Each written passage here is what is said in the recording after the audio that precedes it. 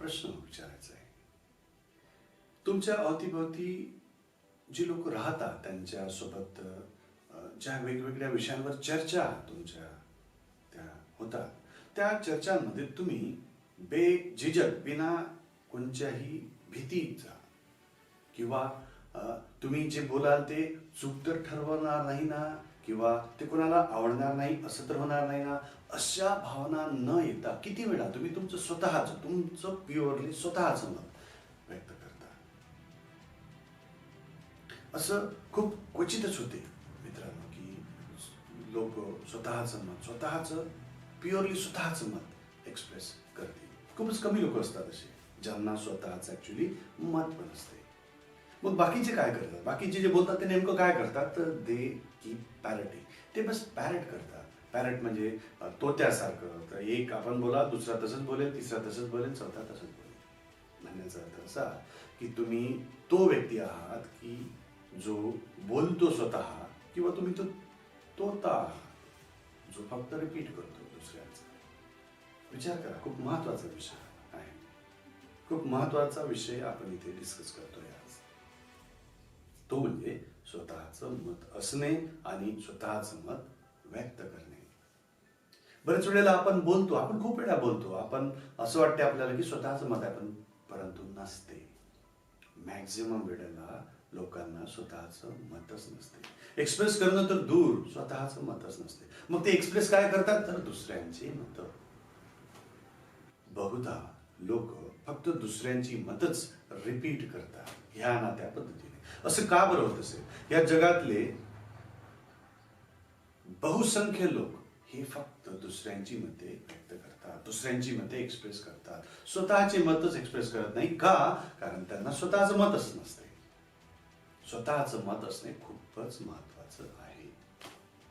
बरं, असं का बरं असेल की बहुसंख्य लोक असे आहेत की जे स्वतःचं मतच त्यांना नसते आणि ते एक्सप्रेस पण करू शकत नाही? कारण आपली वाढच तशी करण्यात आलेली असते. लहानपणापासून आपल्याला जे संस्कार मिळतात ते असतात फक्त दुसऱ्यांना फॉलो करा. लहानपणापासूनच तुम्ही बघितलं असेल की बाबांना फॉलो करा, आईला फॉलो करा, दादाला फॉलो करा, दीदीला फॉलो करा, काकाला फॉलो करा, मामाला फॉलो करा, सगळ्यांना फॉलो करा. एवढंच नाही तर शाळा कॉलेजमध्ये आल्यावर सुद्धा तुम्हाला स्वतंत्र विचार करायची अनुमती जनरली मिळत नाही. तिथे फक्त आपल्या सरांना, मॅडमला फॉलो करा, असंच होतं. फक्त तुम्ही फॉलो करतच जर गेले तर तुम्ही फक्त तेवढं शिकले, फॉलो करणे, स्वतः सुरुवात करणे हे तुम्ही शिकले नाही. आणि म्हणूनच तुमचं स्वतःचं मत कोणत्याही विषयावर कधी बनलंच नाही. जर स्वतःचं मतच नसेल तर व्यक्त करण्याचा विषयच येत नाही. आणि जर तुम्ही तरी व्यक्त करत असाल तर हे 100 आणि अजून 100 आणि अजून 100% हे फक्त कोणी दुसऱ्यांचं व्यक्त केलेलं मत जे तुम्ही कुठेतरी ऐकलंय तेच तुम्ही इमिटेट करत आहात, रिपीट करत आहात. मित्रांनो, जसं बहुसंख्य लोक असे आहेत की ज्यांना स्वतःचं मतच नाही, तेवढेच लोक आहेत की जे कॉन्फिडंट नाही. तुम्ही बघितलं असेल खूप सारे मुलं किंवा खूप सारे लोक तुमच्या अवतीभोवती, कदाचित तुम्ही स्वतः असे असाल की तुमच्यामध्ये खूप सारे क्षमता आहेत परंतु कॉन्फिडन्सच नाही. कॉन्फिडन्स येऊ शकत नाही जर तुम्हाला स्वतःचं मत नाही. कॉन्फिडन्सची सुरुवातच होते स्वतःचं मत असण्यापासून. जर एखाद्या विषयावर चर्चा सुरू असेल आणि तुम्हाला स्वतःचं मतच नाही तर तुम्ही व्यक्तच करत नाही आणि तिथूनच तुमचा कॉन्फिडन्स बर्बाद होणं सुरू होते. ज्याला स्वतःचं मत नाही त्याच्यात कॉन्फिडन्सच येऊ शकत नाही. हा, काहीतरी पर्टिक्युलर क्षेत्रामध्ये तो काहीतरी काम करेल जिथे त्याला असं वाटेल की yes, I am very confident man. असा व्यक्ती फक्त निवडक जागीच त्याचा कॉन्फिडन्स दाखवू शकतो, बाकी सर्व ठिकाणी त्याच्यामध्ये तो नसतोच. तो असण्याकरिता सर्वात पहिली कंडिशन म्हणजे सर्वात महत्वाची गोष्ट म्हणजे स्वतःचं मत असणे.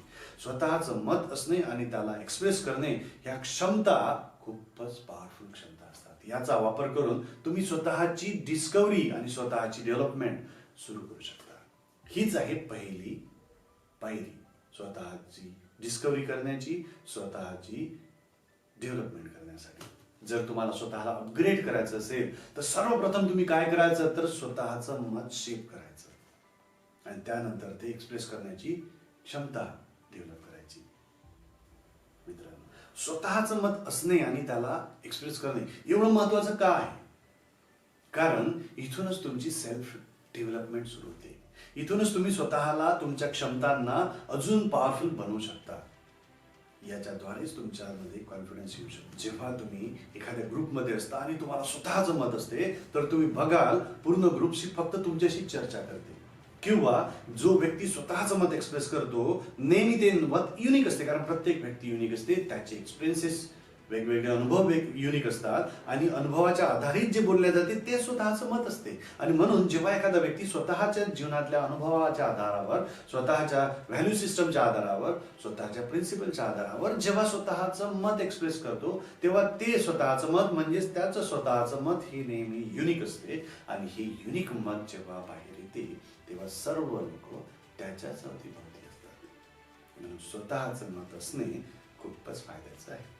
जेव्हा तुमचं स्वतःचं मत आहे, तुमच्या आजूबाजूची सर्व लोक हे तुमच्याच आजूबाजूला राहतील आणि ते तुमच्याशीच चर्चा करायची इच्छा ठेवतील. ते नेहमी तुम्हालाच शोधायचा प्रयत्न करतील, कारण त्यांना बरेच वेळेला सुचत नाही.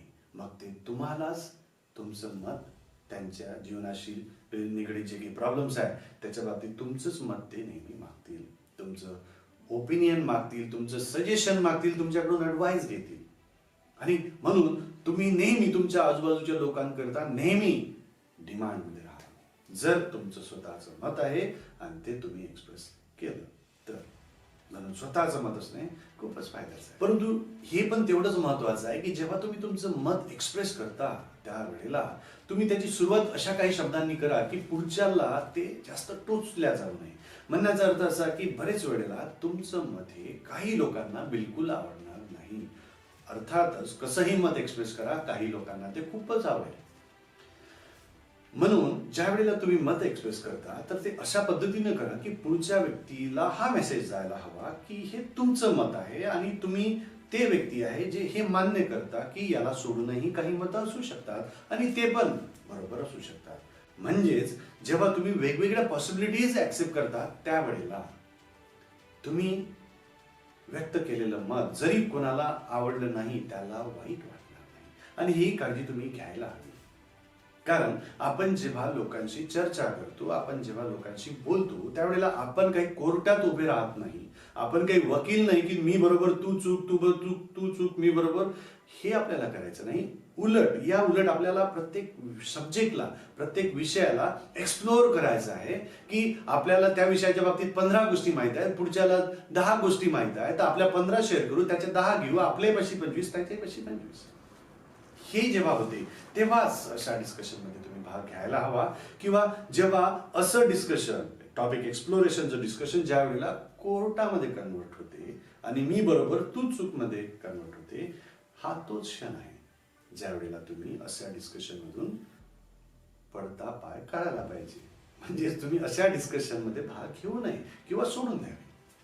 असे डिस्कशन कोणत्याच फायद्याचे नसते. स्वतःचं मत ठेवा आणि ते व्यक्त करा आणि ते व्यक्त करताना तेवढ्याच ह्युमिलिटी सहित व्यक्त करा जेणेकरून कोणी दुखावल्या जाऊ नये.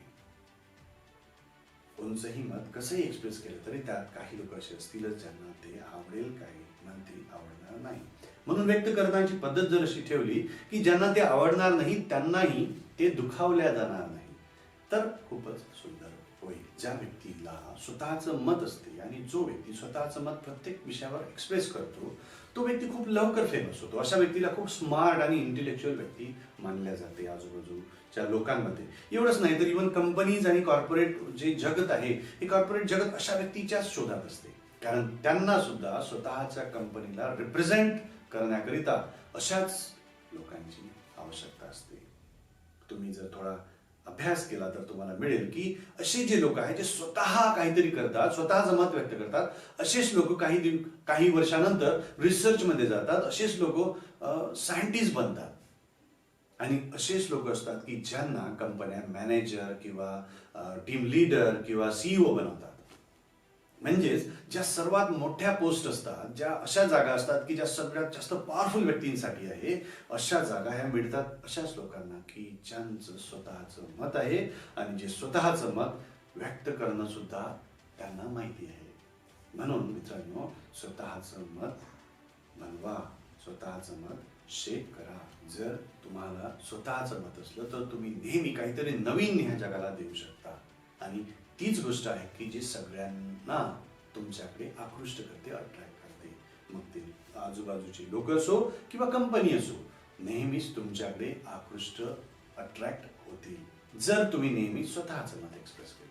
स्वतःचं मत म्हणजे नेमकं काय की जसं मी तुम्हाला सांगितलं, स्वतःच्या एक्सपिरियन्सवर आधारित, अनुभवावर आधारित ज्या तुमच्या व्हॅल्यू सिस्टम बनलेल्या आहे, त्याच्यानुसार जे तुमचं लॉजिक बनलेलं आहे आयुष्याचं, त्याच्या आधारित पर्टिक्युलर विषयावर तुम्हाला काय वाटते ते तुमचं मत. तुम्ही दुसऱ्या कोणाचं तरी काहीतरी ऐकलंय आणि त्याच्यानंतर तुम्ही त्याच्यावर जे बोलताय हे तुमचं मत जनरली नसते. हे जनरली त्याचं मत असते जे तुमच्या तोंडून आलंय. असं नकोय. तुमचं स्वतःचं जर तुम्ही विषय ऐकला तर तुम्हाला काय त्याच्या बाबतीत वाटते, तुमचा काय त्याच्या बाबतीत स्टँड आहे, तुमच्या एक्सपिरियन्सवर आधारित, अनुभवावर आधारित, तुमच्या वेगवेगळ्या प्रिन्सिपल आणि व्हॅल्यू सिस्टमवर आधारित तुम्हाला काय वाटते हे तुमचं मत. त्यासाठी तुम्हाला दुसऱ्यांचं ऐकायची आवश्यकता पडू नये. असं जर झालं तर समजायचं की तुम्हाला स्वतःचं मत आहे आणि तुम्ही ते व्यक्त करायचं. मित्रांनो, स्वतःचं मत व्यक्त करणं सुरू करा. आणि जर तुम्हाला स्वतःचं मत सध्या नसेल तर ही सिरीज पूर्णतः पहा. एकामागे एक वेगवेगळे व्हिडिओज मी या सिरीजमध्ये आणेल. नक्कीच तिन्ही भाषेमध्ये, मराठी, हिंदी, इंग्लिश. तुम्हाला तीनपैकी जी सर्वात व्यवस्थित वाटते ती भाषा तुम्ही ऐका आणि स्वतःच्या फायद्यासाठी मी व्यक्त केलेल्या, मी प्रत्येक विषयावर, एका विषयावर रोज एक स्वतःचं मत व्यक्त करेल. तर माझं मत हे माझं मत आहे. जरुरी नाही की ते बरोबर आहे, जरुरी नाही की ते चूक आहे, पण ते माझं आहे. माझ्या मताला ऐकून त्यानंतर तुम्हाला तुमच्या अनुभवावर आधारित, तुमच्या आयुष्यात तुम्ही वेगळे अनुभव घेतलेले आहेत, मी माझ्या आयुष्यात वेगळे अनुभव घेतलेले आहेत. माझ्या अनुभवावर आधारित मी बोलेल, तुमच्या अनुभवावर तुम्ही बोलायचा प्रयत्न करा. सुरुवातीला तुम्हाला काहीही सुचणार नाही, परंतु हळूहळू जसजसे तुम्ही प्रयत्न कराल आता तुम्हाला स्वतःचं मत येणं सुरू होईल. नेहमी लक्षात ठेवा, एकदा की तुम्हाला स्वतःचं मत आलं, तुमचं आयुष्य बदलणं सुरू होईल. तुमचं आयुष्य सर्वात सुंदर पद्धतीने बदलणं सुरू होईल, कारण तुमच्या सगळ्या क्षमता हळूहळू तुम्हाला माहिती होणं सुरू होईल आणि नंतर तुम्ही त्यांचा वापर करून एक युनिक आणि ऑल अट्रॅक्टिव्ह व्यक्ती बनू शकता. स्वतःचं मत जिंदाबाद. नमस्कार.